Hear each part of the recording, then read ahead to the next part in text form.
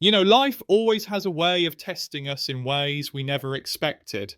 But what breaks us is not the storms outside, it's the storms inside. I've seen so many people who are talented, intelligent, hardworking, yet in one moment of anger, in one careless reaction, they lose everything. They lose respect, they lose opportunities, and sometimes they even lose the relationships that matter most. I want you to imagine this. You're in an important meeting, maybe at work, or maybe it's just a conversation with your family. Someone says something that cuts right into your pride. Every part of you wants to snap back instantly. Have you ever been in that moment? If you react right away, you might say something you'll regret for years. But if you take one deep breath, if you pause for just 5 seconds, everything could turn in a completely different direction. That's the difference between mastering your emotions and letting them master you. I often tell my patients, people who struggle with stress, depression, or broken relationships, this simple truth. Your emotions are like fuel. They can take you far, but only if you are the driver. If you let them drive, sooner or later, you'll crash.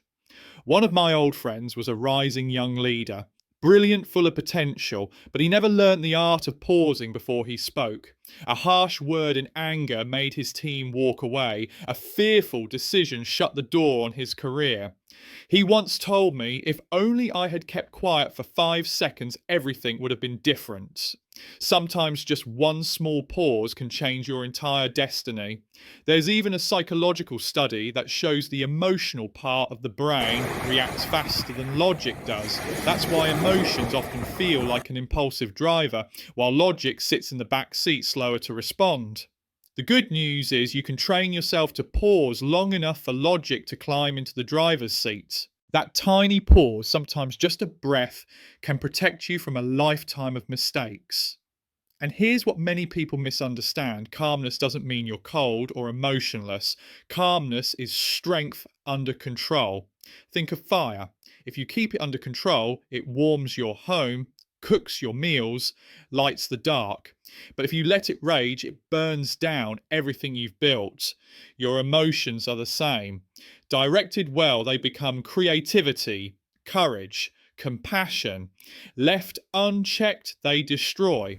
Let me ask you this. Why is it that some people walk into a room and instantly command respect without raising their voice, without proving anything? It's not because they're perfect. It's because they carry a steadiness that people can trust.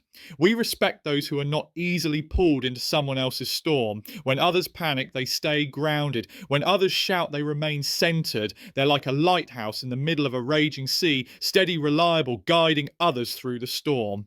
One of my patients once told me about her troubled marriage. She said, every time I chose silence, he lost control. And the more silent I was, the stronger I felt. That silence wasn't weakness, it was wisdom. Sometimes the most powerful answer you can give is no answer at all. Think about how many times you have let your mood be stolen by someone's careless words, a criticism, a dismissive look, a negative comment. When you give your peace away like that, you're handing them the remote control to your life. It's as if you said, go ahead, press a button, I'll feel whatever you want me to feel. But your life isn't a TV. You hold the remote. I want you to remember this truth. You are not responsible for other people's actions, but you are 100% responsible for how you respond. If someone cuts you off in traffic, you can either let it ruin your whole morning, or you can shrug it off and keep moving. It's a small choice, but it decides the energy of your entire day. And maybe you're wondering, how do I practice this? I won't lie, it's not easy, but it's like working out a muscle. You build it one repetition at a time. Start with small moments when you're stuck in the traffic, when you receive a frustrating email, when someone says something irritating. Instead of reacting instantly, pause, count to 5, breathe, then respond. Every time you do this, you're building mental strength. Now, I want to add something important. Discipline. Respect is never something you demand from others. It comes naturally when you live with self-discipline. When you keep your word, when you show up consistently, when you treat yourself with respect, People mirror that back to you. One of my former students struggled with gaming addiction. He neglected his studies, neglected his health, but one day he decided to change. He began waking up early, exercising, keeping a journal of his emotions. After months, he told me, I realized that when I keep promises to myself, I don't even need others to validate me. I feel valuable already. That is real respect, the kind that starts from within. So the essence of everything I've shared today is this: don't let your emotions take the wheel. Let them be the fuel while you stay in control of the steering. When you master yourself, you stop being easy to provoke. You stop being pulled into chaos. And that steadiness is what earns you true respect. So next time you face anger, fear, or even overwhelming in excitement, pause. Take a breath. Ask yourself, if I act on this feeling right now, will it bring me closer to who I want to become or push me further away? That one question could change everything. Because here's the truth: the person who can feel deeply yet respond deliberately, the one who can stand in chaos but remain calm, that is the person who commands respect. And that could be you. The pause calmer's power. Let me share something I've learned not just as a coach, but as someone who has lived long enough to see the patterns repeat. There is always a tiny space, a gap between what happens to you and how you choose to respond. That space is your power. Most people don't even notice it. They react instantly and then they wonder why their lives are filled with regrets. Think about the last time you said something in anger, something you wished you could take back. That single sentence may have left a scar on someone's heart. A word you spoke in seconds could take years to heal. Or maybe you made a decision in fear, one that kept you stuck for years. All because you didn't take the pause. That pause is not weakness. It is strength in disguise. When you stop, breathe, and give yourself even 3 seconds, you reclaim the driver's seat of your life. You're no longer a puppet pulled by someone else's strings. You're not letting their anger become your anger, their panic become your panic. Instead, you choose deliberately. I had a patient, once a young man, who worked in finance. High stress, high stakes. Every time his boss criticised him, he snapped back. It cost him promotions, respect, and eventually his job. When he came to me, he said, I don't know why I keep sabotaging myself. And the answer was simple: he had never learnt the art of the pause. We practiced it together. The next time he was criticised, he took one slow breath, counted to 5, and then calmly said, thank you, I'll think about that. That small shift changed everything.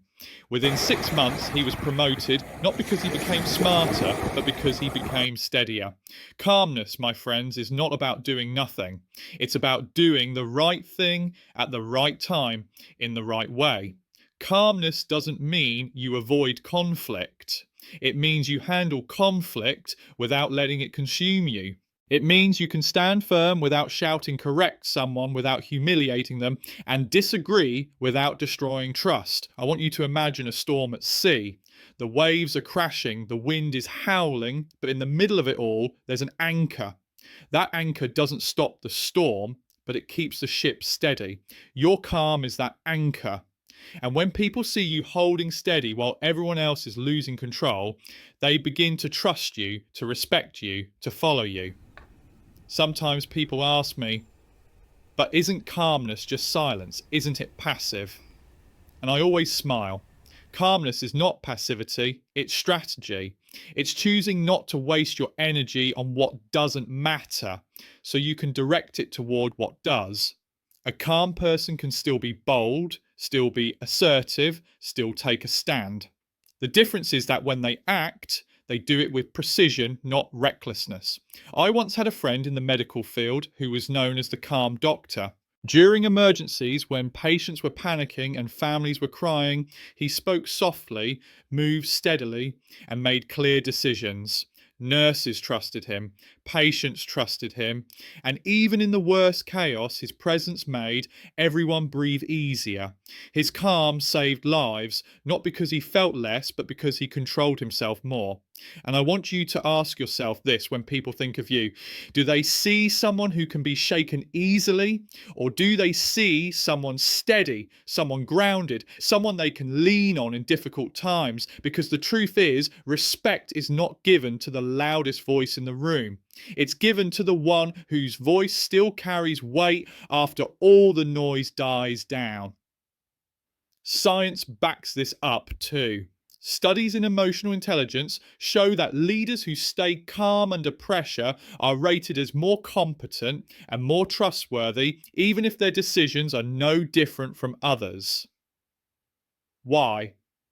Because calm is contagious. When you're calm, people around you begin to calm down too. It changes the whole atmosphere. That's why I call calmness a form of social power.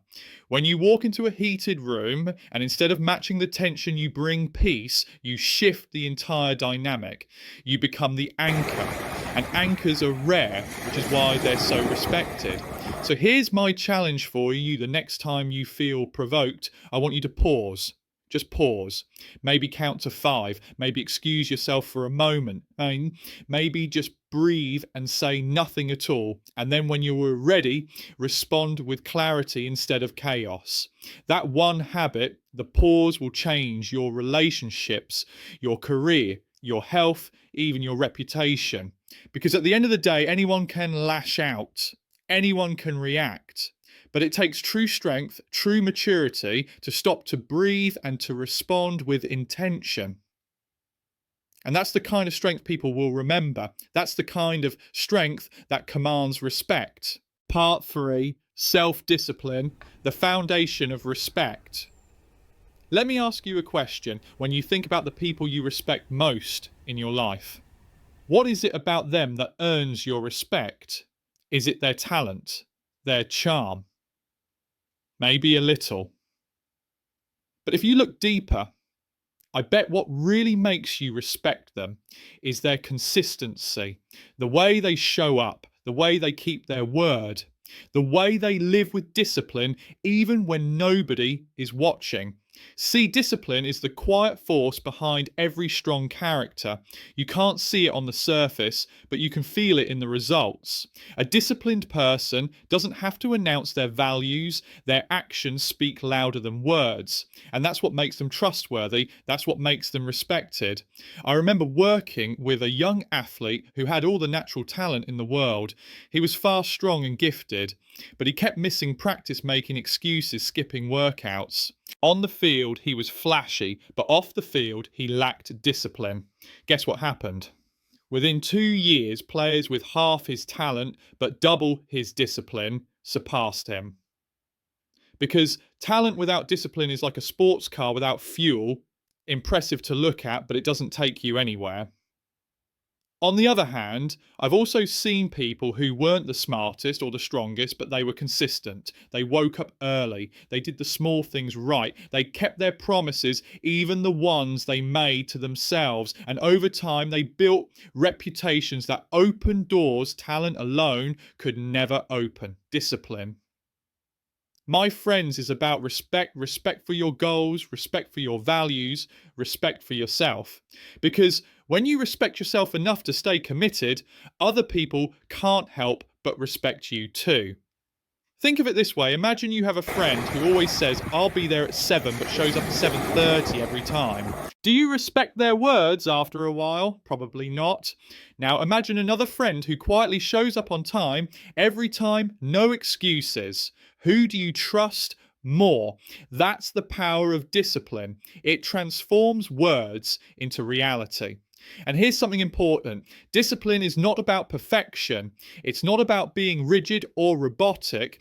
It's about aligning your actions with your values day after day, even when you don't feel like it. Because feelings are temporary, but values are permanent. A disciplined person doesn't let emotions decide whether they'll show up. They show up because that's who they are. There's a study I love that followed people who set long-term goals. The researchers found that the ones who succeeded weren't the ones who felt most motivated. Motivation comes and goes. The ones who succeeded were the ones who had systems, habits, discipline. They did the work on days when motivation was nowhere to be found. That's what carried them across the finish line. So let me turn this question to you. How many times have you broken a promise to yourself? How many times have you said, I'll start tomorrow, but tomorrow never came? Every time you break your own word, you lose a little bit of self-respect. But every time you follow through, even in small ways, you gain it back. And self-respect over time becomes the foundation for how others respect you. I had a patient once who was struggling with his health. He told me, I've tried every diet, every workout plan, but I always quit. I asked him, what's the smallest promise you can keep to yourself this week? He said, maybe drinking 1 glass of water first thing in the morning. I said, good, do that. And he did. A week later, he added a 5-minute walk, then 10. 6 months later, he was 30 pounds lighter, not because he found some magic secret, but because he rebuilt his self-respect through small acts of discipline. That's the truth. Discipline doesn't start with big heroic efforts. It starts with little decisions that you refuse to compromise on. Waking up when the alarm rings. Finishing what you said you would do. Speaking kindly, even when you're frustrated. Those small things create a big reputation. Now let's bring this back to respect. People might like you for your personality, they might admire your talent, but they respect you for your discipline. They respect the way you keep steady when life gets hard, the way you stay reliable when others quit. That's why I tell people, discipline is louder than charisma. Charisma can attract attention, but only discipline sustains respect. Let me ask you, if you can't control yourself, why should anyone else trust you with responsibility? Why should they rely on you in times of crisis? Discipline is what proves to the world that you are dependable, that you are not easily swayed by moods, temptations, or distractions. And here's the beautiful thing. When you develop discipline, you don't just earn respect from others, you earn it from yourself. You can look in the mirror and say, I trust me. I know I will show up. I know I will keep going. And that quiet confidence is priceless. So I want you to think of one area of your life right now where you need more discipline. Maybe it's your health. Maybe it's your relationships. Maybe it's how you manage your time. Ask yourself, if I truly respected myself, what would I do differently today? Then do it. Not tomorrow. Not when you feel like it. Today. Because in the end, discipline is not a punishment. It's a form of love. It's you saying to yourself, I'm worth the effort. My dreams are worth the sacrifice. My word is worth keeping. And when you live that way, respect doesn't just follow you, it becomes part of you. Emotional control and reputation. Let me tell you something I've seen over and over again in my years of coaching and working with people. A reputation takes years to build, but only seconds to destroy. And very often, it's not destroyed by a lack of talent or a lack of intelligence. It's destroyed by a single uncontrolled emotion. I've watched leaders who spent decades earning trust lose it in one heated outburst. I've seen families fractured because someone couldn't hold back their anger in a single argument. And I've seen promising careers stall because fear dictated a decision. That's the power and the danger of emotions when they're not managed. The truth is, people don't just remember what you achieve, they remember how you behave while achieving it. They remember the way you handled pressure, the way you spoke when you were frustrated, the way you treated others when things didn't go your way. That becomes your reputation. And your reputation is your shadow. It follows you everywhere. I once worked with a young executive who was brilliant, hardworking, and admired by her peers, but she had a temper. In one board meeting under pressure, she snapped at a colleague in front of everyone. It only lasted 30 seconds, but those 30 seconds overshadowed 3 years of hard work. Her reputation shifted overnight from being respected for her competence to being feared for her volatility. It took her years to rebuild trust. That's why emotional control is more than just a personal habit, it's a professional necessity. In today's world, with cameras everywhere, with social media ready to capture every moment, you can't afford to let one slip define you.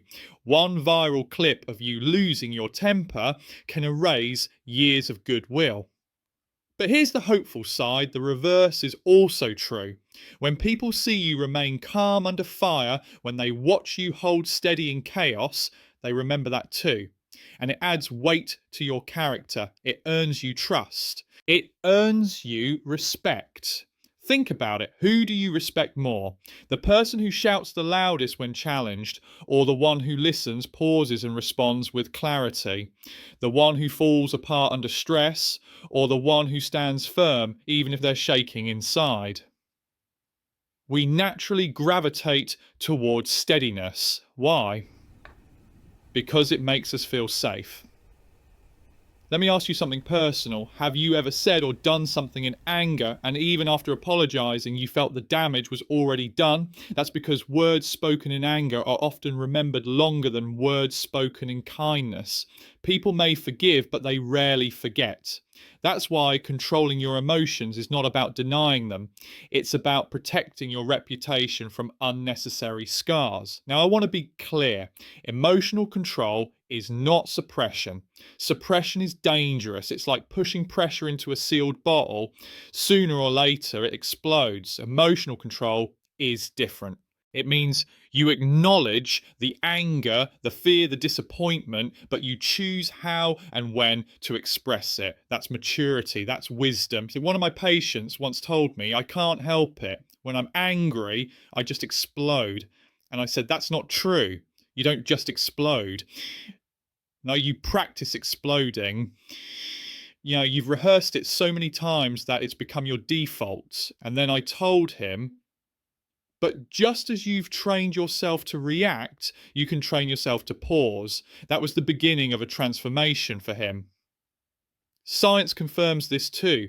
Neuroscience shows that when emotions run high, the rational part of your brain, the prefrontal cortex, actually shuts down.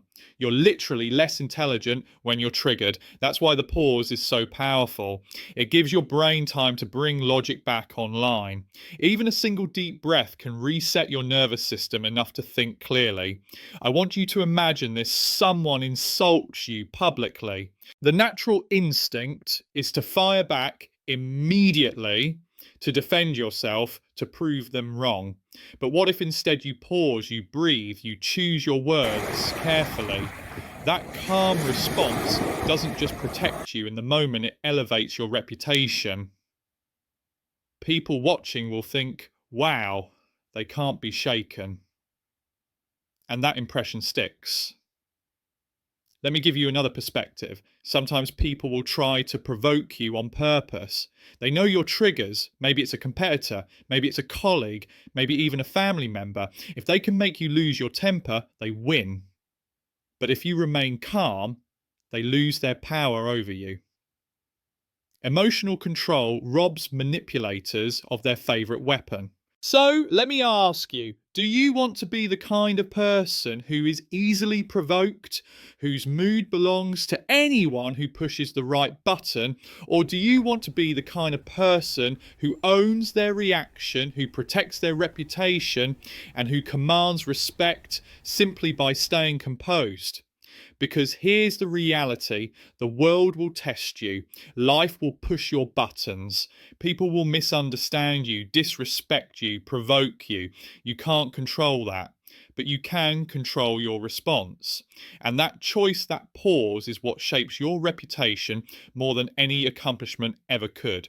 In the end, your reputation is not built in the easy moments, it's built in the hard ones. It's built in the way you hold yourself when the storm is raging, when your patience is tested, when your emotions are screaming for release.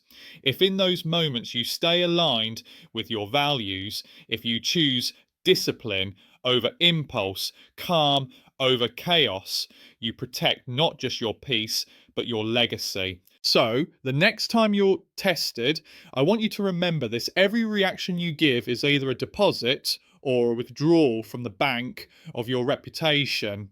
Choose wisely, because once that account runs dry, it's hard to rebuild. But if you keep depositing calm patience and integrity, your reputation will grow into something unshakable. And that, my friends, is worth more than any talent, any title, any temporary win. Responding versus reacting. I want you to pause for a second and think about this. How many of your regrets came from something you reacted to in the heat of the moment? A text you fired off too quickly, a harsh word you couldn't take back, a decision you made when emotions were running high. Now compare that with the times you chose to respond when you took a breath, thought it through, and acted with intention. Which moments brought you closer to the life you want? That's the difference between reacting and responding. A reaction is instant. It's raw. It's driven by impulse and emotion. A response, on the other hand, is deliberate. It comes from a place of clarity, of thought, of choice. And that difference, that split second of pause, can completely change your relationships, your reputation, your future. I once had a patient who told me, I don't know what's wrong with me. Every time my teenage son talks back, I just explode. I asked him, does that explosion ever bring you closer to your son? He paused, then shook his head. No, it just pushes him further away. And that's the thing, a reaction might feel satisfying in the moment, but it rarely leads to the outcome you want. A response, however, can build bridges instead of burning them. Think of it like this. Reacting is like throwing gasoline on a fire. It flares up fast, but it destroys everything around it. Responding is like pouring water where it's needed. It calms the flames and saves what's important. Now, let me be clear. Choosing to respond doesn't mean you don't feel. You still feel the anger, the frustration, the hurt, but you choose not to let those feelings be your driver. You use them as information, not as commands. That's emotional maturity. Let me give you an example from my own life. Years ago, a colleague said something in a meeting that publicly criticised my work. My whole body wanted to react. My heart raced, my pride burned. But I paused. I reminded myself, if I respond in anger, I'll prove his point. If I respond with clarity, I'll prove my strength. So I waited, then calmly addressed the issue. Do you know what happened? Instead of damaging my credibility, that moment raised it. People came to me afterward and said, I respect how you handled that. That's the power of responding. It doesn't just protect you from mistakes, it earns you respect. Because anyone can lash out. But it takes real strength to choose patience, clarity, and intention. Here's a simple exercise you can practice the next time you feel triggered. Ask yourself 2 questions before you say or do anything. First, what outcome do I really want here? Second, will reacting this way bring me closer to that outcome or further away? Those 2 questions alone can save you from countless regrets. Science has a term for this too. It's called the stimulus-response gap. Between every stimulus, what happens to you in your response lies a gap, a tiny space where you have the freedom to choose. That gap is where wisdom lives. That gap is where respect is earned.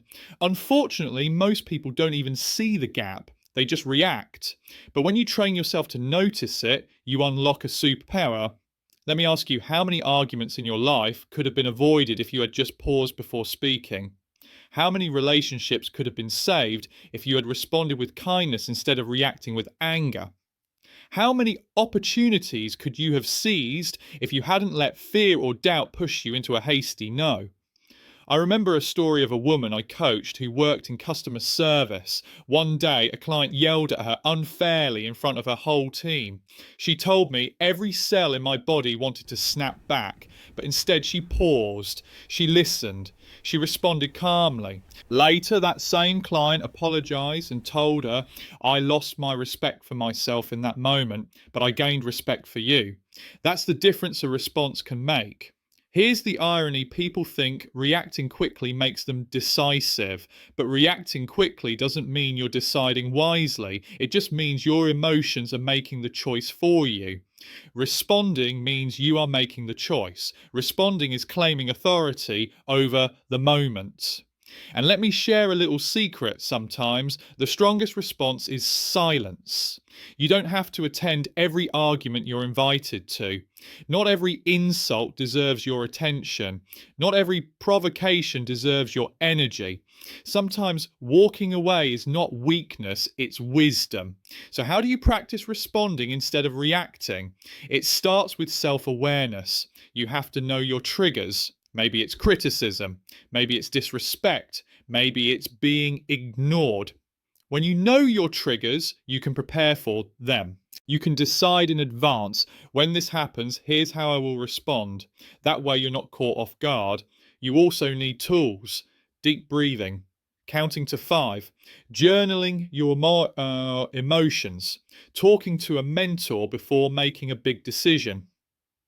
These tools create the pause you need to turn a reaction into a response. And over time, something amazing happens. The more you practice, the more natural it becomes. At first, you'll have to bite your tongue, remind yourself to breathe, hold back your words. But eventually, responding with intention becomes second nature. And when that happens, people notice. They see you as reliable, steady, trustworthy. They come to you for advice. They respect you because you are not a prisoner of your emotions. So let me leave you with this thought: anyone can react, but only a few choose to respond. Which one do you want to be? The person who's remembered for their outbursts, or the person who's respected for their composure? Because in the end, reacting might win the moment, but responding wins the long game. And the long game is where your reputation, your relationships, and your peace of mind are built. Daily practice of emotional mastery. Mastering your emotions isn't something you achieve once and then you're done. It's not like flipping a switch. It's more like working out a muscle you have to train it every day. And just like the body, if you stop training, that muscle weakens. The truth is, life will test you every single day. Someone will cut you off in traffic. Your boss will send an email that frustrates you. Your child will ignore your request. A stranger will make a rude comment online. These small moments may not seem like much, but they are your training ground. They're the gym for your emotional strength. Let me ask you, how do you usually respond to those little daily irritations? Do you let them steal your peace for hours? Do you snap back without thinking? Or do you use them as practice, as opportunities to strengthen your ability to pause, breathe, and choose wisely? One of my patients used to tell me, I can handle big crises, but it's the little things that get me. The long line at the grocery store, the slow internet, the spilled coffee, and I told him that's where the real training happens. If you can't master the small tests, how will you handle the big storms? The little moments matter because they shape your habits, and your habits shape your life. So what does daily practice look like? It starts with self-awareness. Every morning before the world gets loud, check in with yourself. Ask, how am I feeling today? What might trigger me today, and how do I want to respond if it happens? This simple reflection sets the tone. It's like a mental warm-up before the game begins. Then throughout the day, pay attention to your body. Notice when your shoulders tighten, when your breath gets shallow, when your jaw clenches.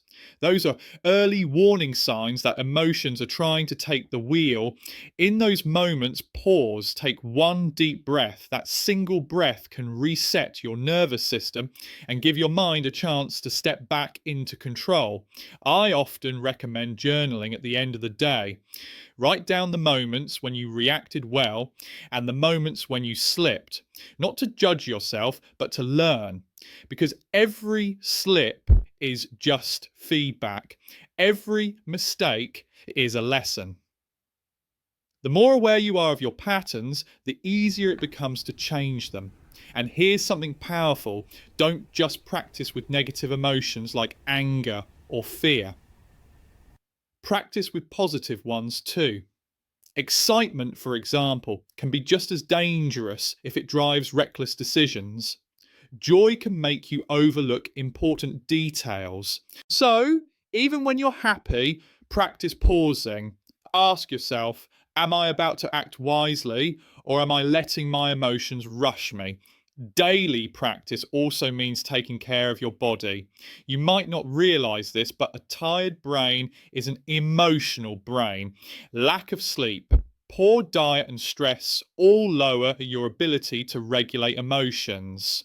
Neuroscience shows that when you're sleep deprived, your amygdala, the part of your brain that triggers emotional reactions, becomes 60% more active. That means you're literally more likely to snap, cry, or panic just because you didn't get enough rest. So self-care is not selfish, it's preparation. It's making sure you have the strength to handle life without falling apart. Let me share a story. A woman I coached was a busy mother of 3 working full time. She came to me exhausted, saying, I just don't have the patience for my kids anymore. I yell at them for the smallest things. I asked about her routine. She was sleeping 4 hours a night, skipping meals, and had no time for herself. So I challenged her, can you commit to just 15 minutes of quiet time every morning just for you? She hesitated, but agreed. Within weeks, her patience improved dramatically, not because her kids changed, but because she strengthened her ability to manage herself. That's daily practice.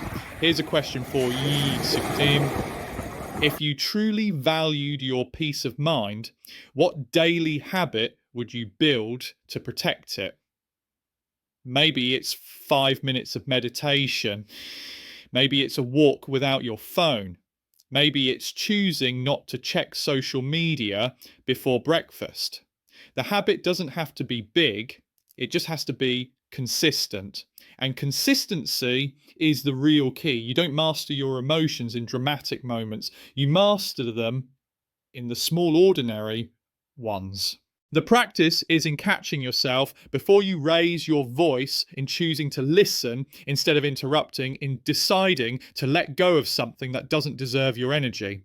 Over time, those choices build a reputation not just in the eyes of others, but in your own heart. You begin to trust yourself, you begin to respect yourself, and that self-respect becomes the foundation for everything else. Remember this, emotions are like waves. You can't stop them from coming, but you can learn how to surf. Daily practice teaches you balance so you don't drown in the storm. It gives you the power to say, yes, I feel this, but I decide what comes next. So I challenge you for the next 7 days, pick one small situation each day to practice responding instead of reacting. Maybe it's with your spouse, your co-worker, or even yourself when you make a mistake. Keep track. Notice how you feel afterward. I promise you, even in a week, you'll begin to feel stronger, calmer, more in control. Because mastering your emotions isn't about never feeling upset. It's about feeling deeply and still choosing wisely. It's about building a life where peace is your default, not chaos. And the only way to get there is daily practice. Emotional boundaries, the freedom within. There's a truth I wish everyone could carry with them. Your emotions are your responsibility. No one else should have the power to walk into your mind, rearrange your mood, and dictate how your day will go. And yet, How often do we hand that power away without even realizing it? Think about it. One rude comment from a stranger, one dismissive look from a coworker, one careless word from a loved one, and suddenly your whole energy shifts. You walk around angry, distracted, hurt, not because of what actually happened, but because you gave someone else permission to live rent-free in your head. Let me ask you, why do we treat our homes with more care than our own minds? We lock our doors at night. We don't let strangers rearrange the furniture in our living room, but when it comes to our inner world, we let anyone in. We let them throw their negativity around, leave their trash, and sometimes we even rearrange our emotions to match theirs. That, my friend, is not freedom. That's emotional slavery. I once worked with a woman who said to me, "I can't stand my boss. Every time he criticizes me, I go home furious and ruin my whole evening." I asked her, "Does he come home with you? Does he sit at your dinner table?" She laughed and said, "Of course not." And I said, "Then why do you let him?" She realized she was carrying his words long after he'd forgotten them. She was giving him power he didn't even know he had. That's why emotional boundaries matter. Boundaries are not walls, they're gates. A wall shuts everything out. A gate lets you decide what comes in and what stays out. When you build emotional boundaries, you're not becoming cold or detached, you're becoming wise. You're saying, "I hear you, I see you, but I will not let you control how I feel."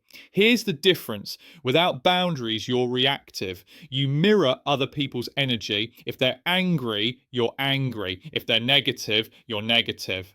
But with boundaries, you remain centered. You acknowledge their emotions without letting them dictate yours. That's freedom. And let's be clear, boundaries don't mean you stop caring. In fact, they allow you to care better.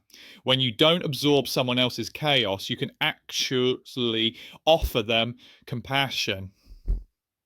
You can say, "I understand you're upset," without drowning in their storm. Boundaries protect both you and them. I had a friend who used to get dragged into every argument online. If someone criticized him on social media, he would spend hours defending himself, fighting, proving his worth to strangers. One day I asked him, "What would happen if you just didn't reply?" He tried it once, and to his surprise, the world didn't collapse. In fact, he felt lighter. He realized he didn't need to attend every emotional battle he was invited to. That's what boundaries give you, the freedom to walk away. Let me ask you, how many times have you wasted hours replaying a conversation in your mind, wishing you'd said something different? That's a sign of weak boundaries. You're letting someone else's words keep echoing inside you. But when you have strong boundaries, you can say to yourself, "That's their opinion. It doesn't define me." And then you move on. Science has something to say here too. Studies in emotional regulation show that people who maintain healthy boundaries experience less stress, better mental health, and stronger relationships. Why? Because they conserve their energy for what truly matters instead of wasting it on every passing irritation. So, how do you practice building boundaries?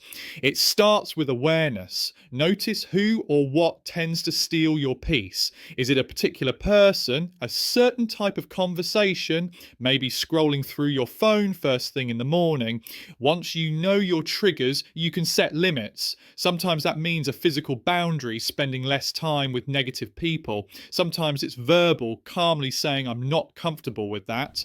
And sometimes it's internal, reminding yourself, "This belongs to them, not to me."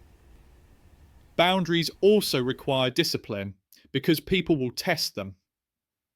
The moment you decide not to react, someone will push harder to get a reaction. But if you hold steady, eventually they'll learn they can't control you. And that's when respect grows. People stop trying to manipulate you when they realize it doesn't work. I want you to picture this. Imagine your peace of mind as gold. Would you hand gold to every stranger who asks for it? Of course not. So why hand your peace to every person who criticizes you? Protect it like it's treasure, because it is. Here's the beauty of boundaries. They don't just protect your emotions, they also define your identity.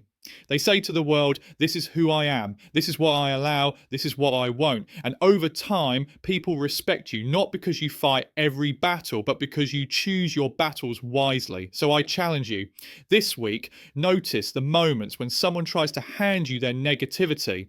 Maybe it's a complaint, an insult, or an unfair judgment. Instead of picking it up, just let it drop. Walk away if you have to. Protect your inner space. That one choice will give you more freedom than 100 arguments ever could. Because here's the truth, you can't control what others say or do, but you can always control how much space you give them in your heart. And when you master that, you stop being a prisoner to other people's moods. You become free. Free to choose peace. Free to choose focus. Free to live on your own terms. And that, my friends, is the deepest kind of strength. Living with discipline, peace, and lasting respect. At the end of the day, everything we've been talking about, self-control, silence, emotional boundaries, all of it leads to one destination, a life of discipline, a heart at peace, and a character that earns lasting respect. You see, discipline isn't about being rigid or living without joy. It's about having structure, the kind of structure that protects what's most valuable to you. Imagine a river with no banks. The water spreads everywhere, shallow and weak. But when you give it boundaries, it gains force and power enough to move mountains. That's what discipline does to your life. It gives your energy direction. Peace, on the other hand, is not something you stumble upon by accident. It's a practice. It's the choice to not pick up every fight, to not chase every distraction, to not allow every voice to live in your head. True peace is not the absence of problems, it's the presence of clarity in the middle of them. It's being able to say, yes, chaos is around me, but it does not have to be within me. And respect, real respect, isn't built overnight. It's not won through loud arguments, through proving yourself constantly, or through demanding recognition. It's built in silence, through consistency, through living in alignment with your values. People may not always agree with you, but they will feel your steadiness. They will notice that you don't bend to every storm, and that earns something far deeper than attention. It earns respect. I remember one of my patients, a man in his 60s who had battled anxiety for most of his life. He told me, "Doctor, I've spent decades trying to get people to like me, to approve of me. And all it gave me was exhaustion." What changed? He started practicing small disciplines, waking up early, journaling his thoughts instead of arguing them, saying no to toxic relationships. Slowly, he said, I realised peace was an inside job. And when I found it, people began to respect me without me trying. That's the paradox. The more you chase respect, the further it runs. But the moment you stop chasing and start living with integrity, it comes to you. Respect is not demanded, it's attracted. Now, I want you to reflect for a moment. What would your life look like if discipline guided your actions, if peace guarded your heart, and if respect followed naturally behind you? Can you see yourself walking into a room, not needing to say much yet? People notice your presence because of the calm strength you carry. That's not fantasy. That's the reward of the inner work we've been talking about. But here's the hard truth. This life doesn't come from one grand gesture. It comes from small choices repeated daily. Choosing not to react. Choosing silence over noise. Choosing to walk away instead of fighting for the last word. Choosing to protect your boundaries instead of giving them away. These choices seem small, but over time they shape the person you become. Discipline is the bridge between who you are now and who you want to be. Peace is the space where your soul can breathe freely. And respect is the fruit that grows when you tended the soil of your character with patience and care. I want you to remember this. Your greatest power doesn't come from controlling others. It comes from mastering yourself. The man or woman who can stay calm under pressure, who can walk away from chaos, who can remain focused while the world screams for attention, that's the person who commands true respect. So today, I invite you to start small. Set one boundary. Practice one moment of silence. Choose one act of discipline. Don't aim for perfection, aim for progress. And watch how your life begins to shift. Because in the end, the goal isn't to be admired for a moment. It's to live in such a way that when people think of you, they think of strength, peace, and wisdom. That's the kind of respect that doesn't fade. And just maybe one day you'll look back and realize you didn't just survive this life, you lived it with dignity, with peace in your heart, with respect in the eyes of others, and most importantly, with freedom in your soul. That, my friend, is the true game of life. And you already have everything you need to master it inside of you right now. The quiet power of legacy. There's something I want you to think about tonight. When your story is done, what will remain? Not the money, not the titles, not the noise of all the arguments you once won. What truly lingers is the energy you left behind in people's hearts. Legacy is not just about what you accomplish, but about what you inspire. I've seen patients who lived simple, almost ordinary lives. They weren't famous, they didn't build empires, but the way they carried themselves with calm strength, with compassion, with quiet discipline, left a mark far deeper than wealth ever could. One man comes to mind. He was a retired teacher, nothing grand about his life if you only read the resume. But when he passed, hundreds of his former students came some flying across the country just to stand in silence and honour him. Why? Because he taught them more than math and grammar. He taught them how to be steady in a noisy world, how to choose kindness over pride, how to listen before speaking. That was his legacy. And I ask you, what will yours be? You see, we often chase achievements thinking they'll define us. But over time, those trophies collect dust. Those promotions fade in memory. What people remember is how you made them feel. Did your presence bring calm or chaos? Did your words heal or wound? Did your life show discipline and peace, or was it a constant storm? Legacy is built in the little moments, the times you chose to forgive when you could have held a grudge, the times you walked away from conflict instead of escalating it, the times you mentored someone quietly without asking for recognition. These invisible choices accumulate. They build a character that outlives you.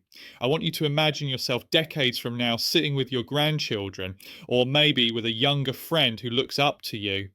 What story will you tell them? Not the story of how much money you made, but the story of who you became.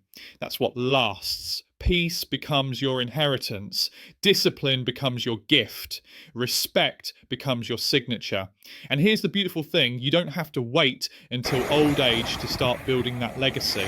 Every day you are writing it with your choices. Every reaction you hold back, every moment of silence you embrace, every boundary you protect, all of it is shaping the story people will one day tell about you.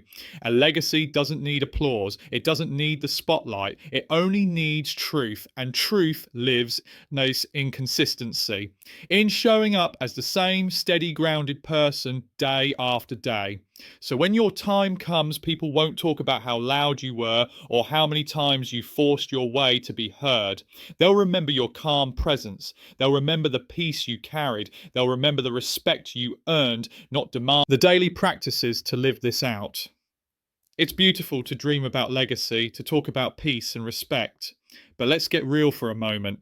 None of it happens by accident. Legacy isn't built in one big moment. It's built in the small, ordinary choices you make every single day. So let's bring this down to the ground. What can you do starting tomorrow morning to live in a way that shapes the kind of story you want to leave behind?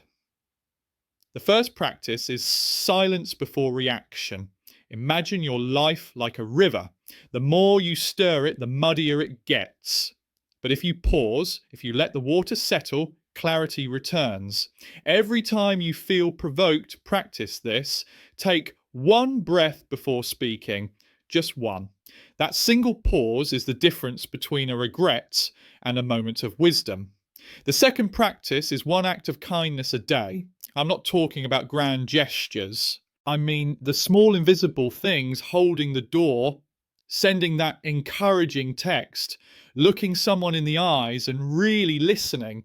These are the stitches that quietly weave respect into your life.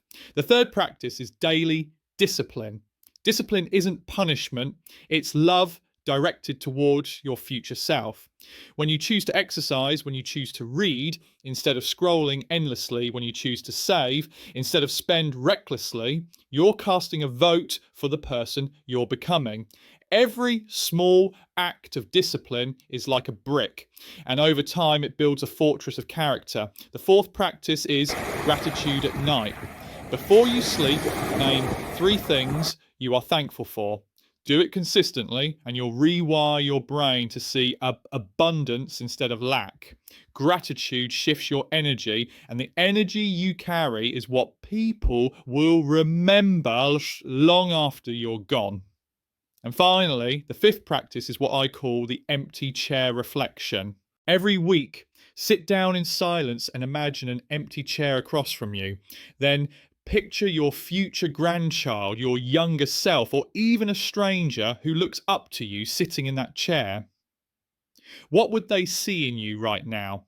Would they see peace? Would they feel respect? Would they sense a person who has control over their emotions, who walks with integrity? This practice keeps your compass pointed in the right direction. You see, these aren't complicated rituals. They're simple, almost ordinary. But practiced consistently, they become extraordinary. And here's what I know from decades of working with people: it's not the dramatic moments that change your life, it's the daily repetition, the unseen choices, the quiet habits that no one claps for. So here's my challenge to you: choose one of these practices and start today. Don't wait for Monday. Don't wait for a perfect moment. Legacy is not written someday. It's written now, in the way you breathe in, the way you react, in the way you carry yourself today. Because one day someone will remember you, not for the things you had, but for the peace you embodied. They'll say, being around them made me feel safe. They'll say their presence was like fresh air in a crowded room. And that's worth more than any trophy, any title, any applause. Discipline, peace, respect, gratitude. These aren't just words, they are practices. And when practiced daily, they will quietly sculpt a life that becomes your greatest legacy. So as you end this video, I want you to ask yourself, what's the first small step I will take today? Because the future is not some distant place you walk into. The future is being built right now with every choice, every pause, every breath. That, my friend, is how you live a legacy worth remembering. The closing message. And now, as we come to the end of this journey together, I want to leave you with something that will linger in your heart long after this video fades to black. You see, life isn't measured by the loudest victories or the grandest stages.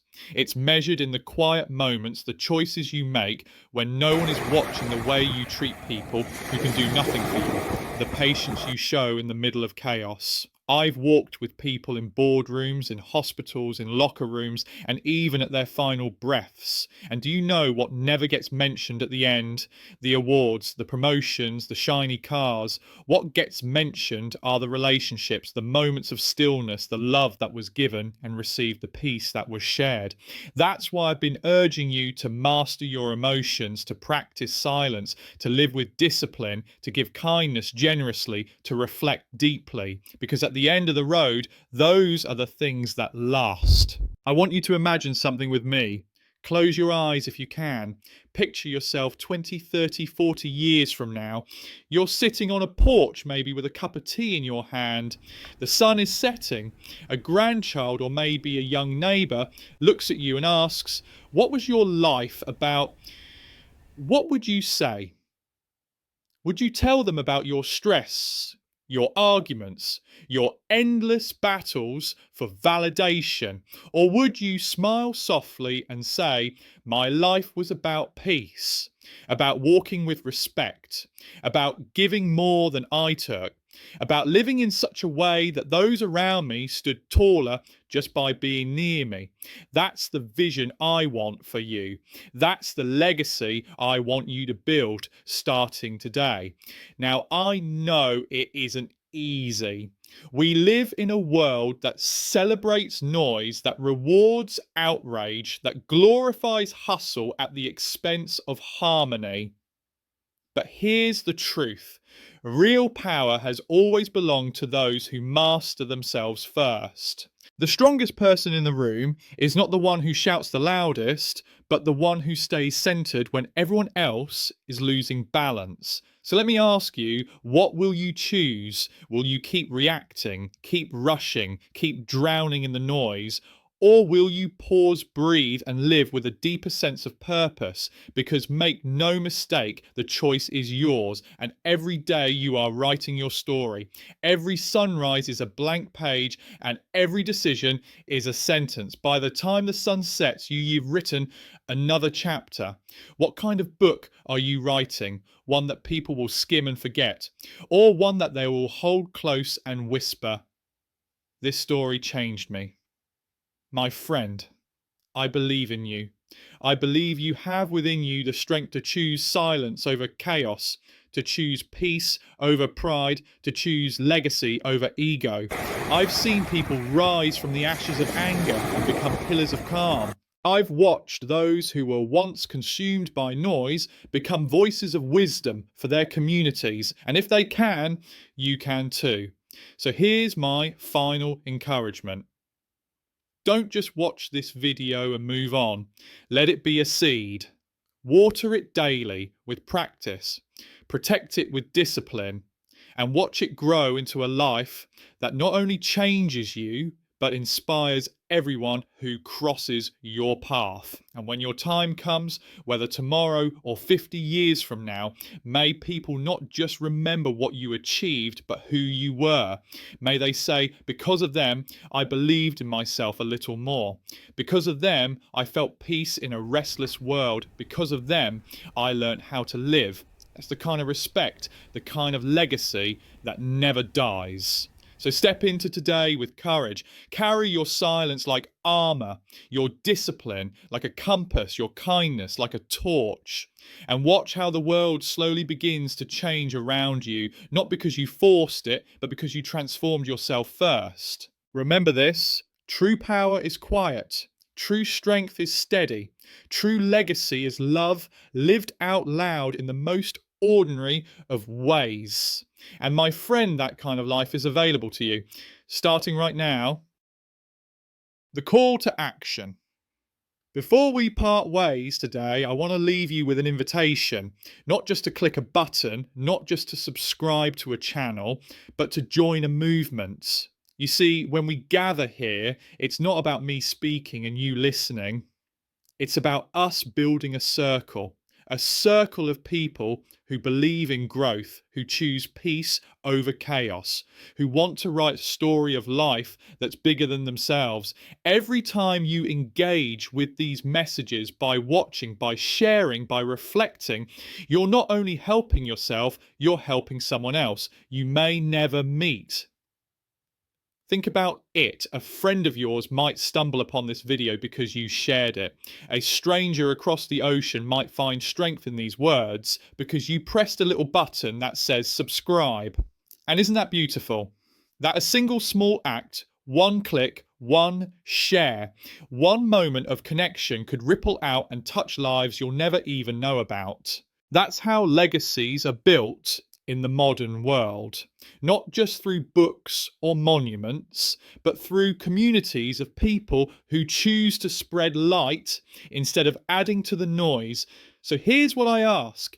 If this message stirred something in you, if it made you pause, if it gave you even a little clarity, then don't let it end here. Carry it forward. Take a second to like this video, to subscribe, to leave a comment sharing your own journey, because your story matters too, and someone out there is waiting to hear it. I can tell you this from experience: when people open up, when they write in, when they share their reflections, it's like watching sparks catch fire. One person says, "I've been struggling with anger." Another replies, "Me too, and here's how I'm working through it." Suddenly, what felt like isolation becomes a community. What felt like shame becomes shared healing. That's why I never see this channel as just a platform. It's a gathering place. A place where wisdom is passed down, where questions are honoured, where no one has to pretend to have it all figured out. Because let's be honest, none of us do. We're all learning, stumbling and rising again, and we rise stronger when we rise together. So let this not be the end of your journey. Let it be the beginning of a deeper one.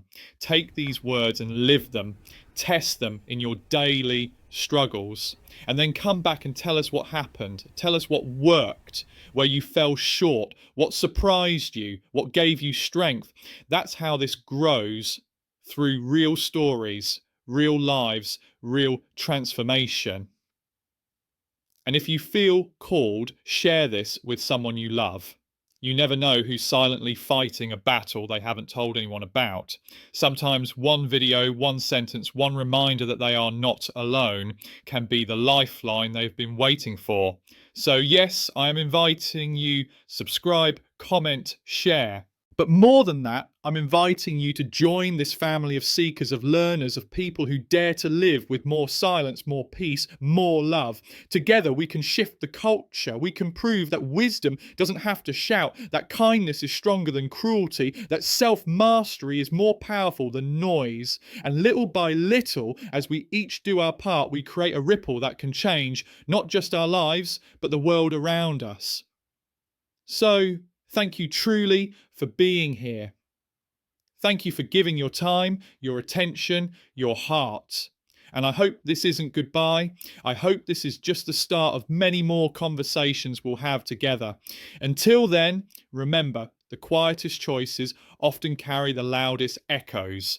So live with intention, live with courage, live with love. And I'll see you in the next video. Sometimes when a video ends, people just move on. They scroll, they swipe, they let the next thing pull their attention. But I don't want that for you.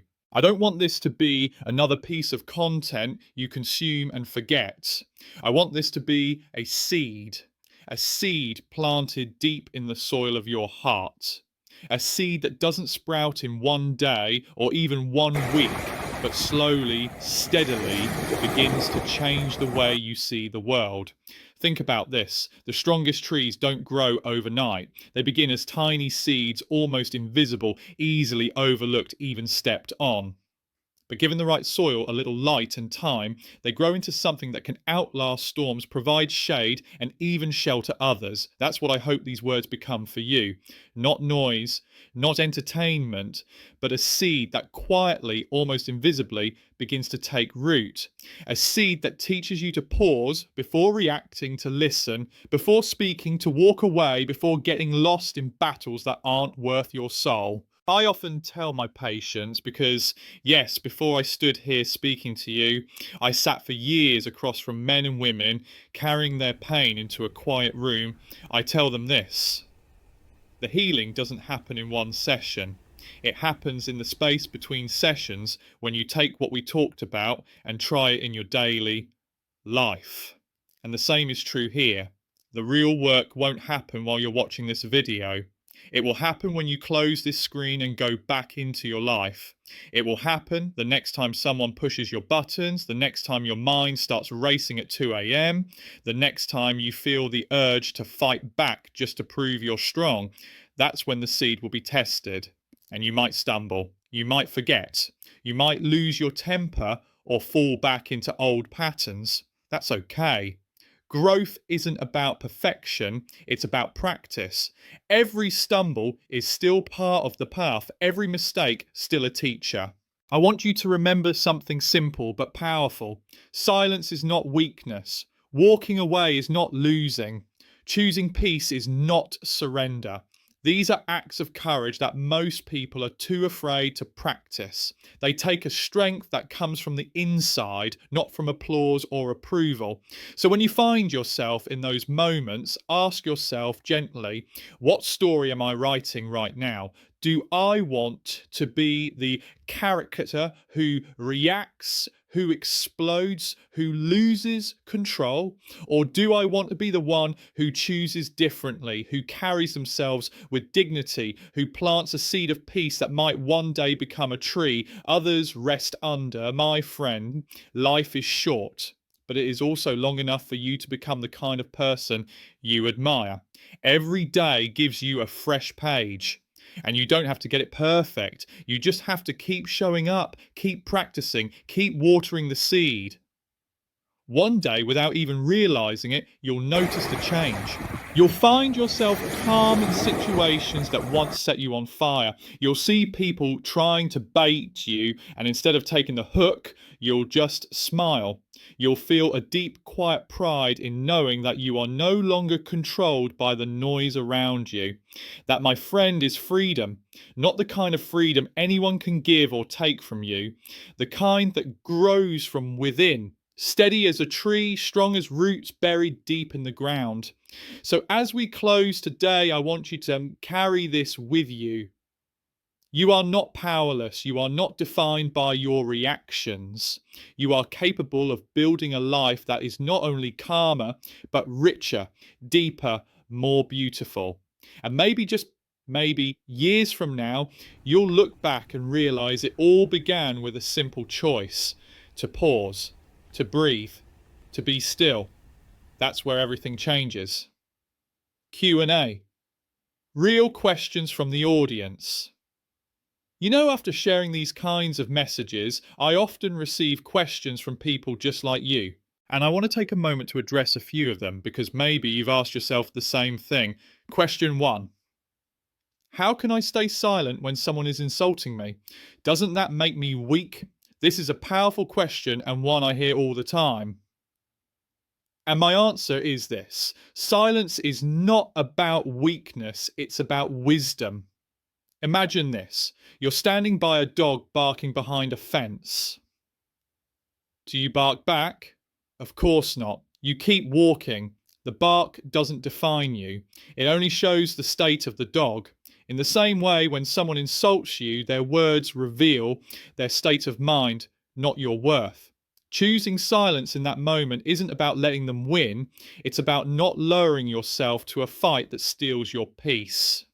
Question 2. What if staying calm makes people think they can take advantage of me? Another very real concern. Here's the truth. Calm doesn't mean passive. Calm doesn't mean you don't set boundaries. In fact, the calmest people I know also have the clearest boundaries. You can walk away from disrespect. You can say no with a steady voice. You can protect your energy without raising your voice. And ironically, when people see that you don't get easily shaken, they respect you more because they sense your strength. Question 3. I've tried, but I keep losing my temper. Am I failing? Let me tell you a secret. Even after decades of practice, even after teaching this to thousands of people, I still lose my temper sometimes. We all do. You're not failing, you're practicing. Every time you catch yourself, every time you apologize quicker than before, every time you pause even for a second before reacting, that's progress. Don't measure yourself by perfection. Measure yourself by practice. Growth is invisible until one day you realize how far you've come. And maybe you're sitting there thinking, but it's hard. It feels unnatural. And yes, it is hard because most of us were trained to react, to defend, to fight back. But let me remind you, everything worth learning feels unnatural at first. Walking felt unnatural before it became second nature. Speaking felt awkward before it became fluid. Emotional control is no different. With practice, what feels hard today will one day feel natural. So, my friend, if you're struggling, if you're stumbling, if you feel like you're failing, you are exactly where you're supposed to be, because growth is messy. And it's in that mess that the real transformation happens. Engineer, brilliant at his job, but his personal life was falling apart.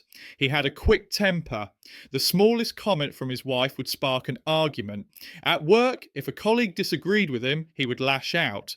He wasn't a bad man. He was exhausted, constantly defensive, and deeply frustrated that people didn't respect him. One day, after yet another fight, his teenage daughter looked at him and said, "Dad, I hate it when you get so angry. It scares me." Those words broke him. He realised he was losing the people he loved most, not because of his failures, but because of his reactions. When he came to me, he asked, "How do I fix this? I've tried to change, but I can't." I told him something simple.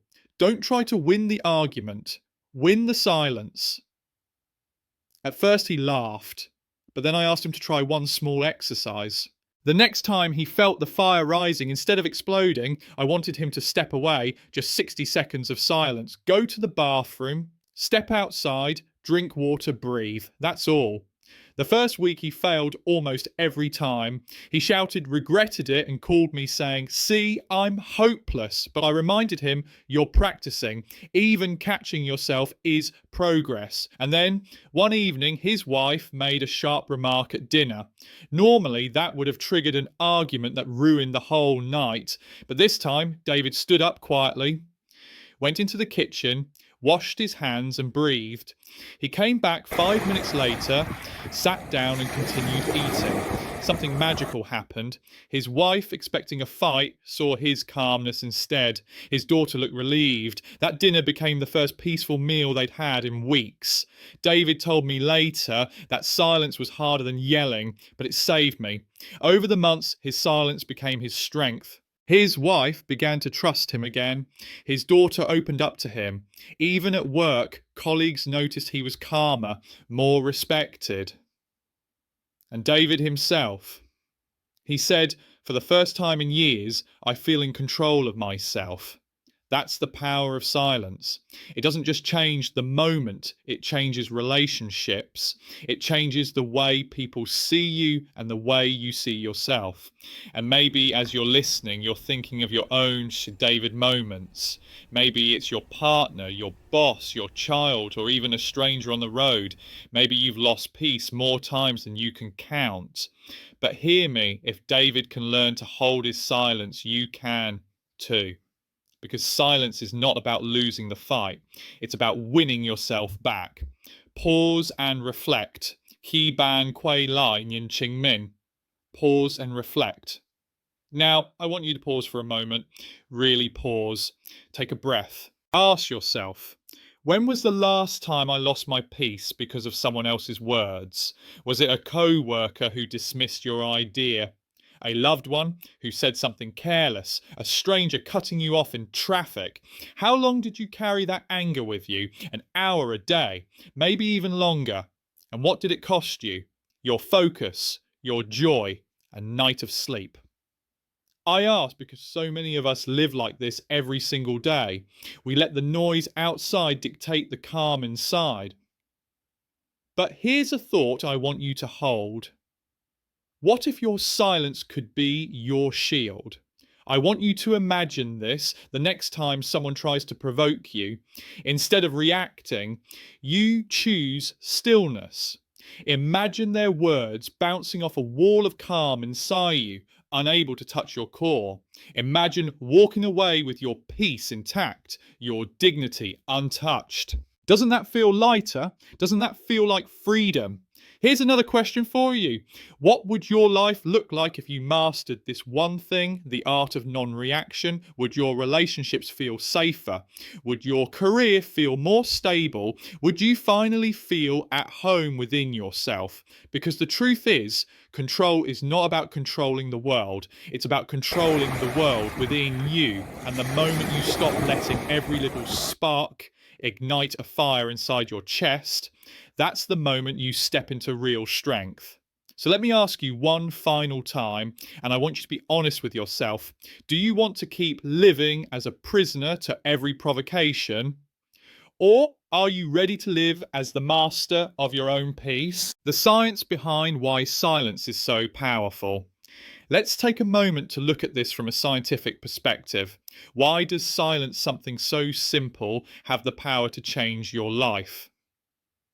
The answer lies in your brain. You see, when someone triggers you, your body instantly activates what we call the fight or flight response. Your heart races, your breathing quickens, and your brain floods with cortisol, the stress hormone. This is your biology trying to protect you. But here's the problem. It shuts down the logical part of your brain. You stop thinking clearly and you start reacting impulsively. That's why we say things we regret. That's why we yell, slam doors, send texts we wish we could take back. In that moment, it's not your wisdom speaking, it's your survival system hijacking you. But here's where silence becomes your superpower. When you pause, even for 60 seconds, something remarkable happens. Your breathing slows, your cortisol begins to drop. And most importantly, your prefrontal cortex, the part of your brain responsible for reasoning, judgment, and self-control, switches back on. In simple terms, silence gives your brain the chance to catch up with your heart. There's actually a study from Harvard that found people who practice mindfulness and intentional pauses had lower stress levels, better decision making, and stronger relationships. And they weren't meditating in caves for hours, they were simply learning to pause instead of react. Think about that. 1 minute of silence can literally rewire the way your brain responds to conflict. One small act that changes the chemistry inside you. So the next time you're about to snap, remember you're not just holding back words, you're giving your brain the power to choose differently. And that choice made in silence is where real strength begins.